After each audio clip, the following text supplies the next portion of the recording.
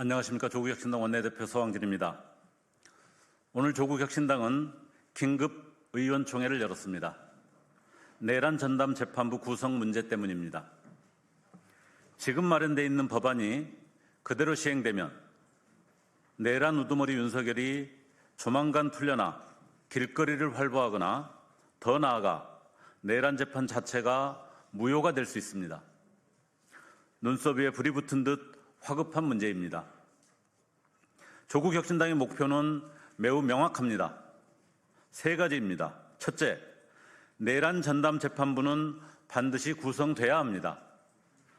지금 사법부 불씨는 어느 때보다 높습니다.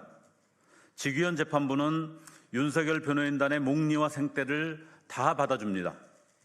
레크레이션 강사가 행사 진행하듯 합니다. 침대 재판이라는 비판이 나오는 지경입니다. 국민은 사법부가 내란 세력을 옹호하다 무죄 선고하는 것 아니냐고 우려합니다. 이에 내란 관련 문제만 전담해 추상처럼 재판을 진행하고 가둬야 할 자들을 적절한 시기와 방법으로 구금하고 빚 하나 셀 틈 없이 엄밀하게 법을 적용할 재판부가 있어야 합니다. 이는 사법부 신뢰를 회복하기 위해서도 필요합니다. 두 번째, 그럼에도 전담 재판부 구성 과정에서 위헌, 위법 시비가 발생해 윤석열이 석방되는 일이 있어서는 안 됩니다. 현행법이 통과되면 윤석열 변호인단은 만세를 부를 것입니다. 변호인단은 내란 전담 재판부 특별법은 위헌이라고 문제 삼을 것입니다. 변호인단은 재판부에 위헌 법률 심판 제청을 신청할 것입니다. 재판부가 이 신청을 받아들일 가능성이 99%입니다. 현행법에 대해 이미 법원행정처는 위헌 소지가 있다는 입장을 밝혔습니다. 변호인이 위헌법률 심판 제청을 신청을 하지 않더라도 재판부가 헌법재판소에 스스로 위헌법률 심판을 제청할 것입니다. 위헌법률 심판이 제청되는 즉시 재판이 정지됩니다. 윤석열 등 내란 일당은 보석을 신청하거나 구속기간 만료로 풀려날 것입니다. 국민 여러분은 윤석열이 다시 길거리를 활보하는 장면을 목도할 것입니다. 재판부가 제청하지 않더라도 대법원이 권한쟁의 심판을 헌재에 청구할 수 있습니다. 천대엽 법원행정처장은 이 법에 대해 삼권 분립, 사법부 독립이 역사의 뒤안으로 사라질 수 있다고 말한 바 있습니다. 이 때문에 법원이 특별법을 문제 삼지 않을 것이라고 호의에 기대서는 안 됩니다. 최악의 시나리오는 지금부터입니다. 만일 정말 그래서는 안 되지만 헌법재판소가 내란 전담 재판 특별법이 위헌이라고 결정하면 윤석열 내란 재판은 무효가 됩니다. 윤석열 일당은 바로 풀려날 것입니다. 대한민국을 뒤흔들고 민주주의를 훼손했으며 헌정 질서를 무너뜨리려던 윤석열 내란 무리는 아무 일 없었다는 듯 오히려 자신들이 옳았다는 듯 윤 어게인을 외치며 화려한 부활을 꿈꿀 것입니다.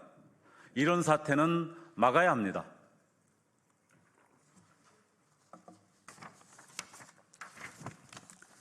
그리고 반드시 윤석열 내란 일당을 처벌해 다시는 그런 일을 꿈꾸는 무리가 없도록 해야 합니다.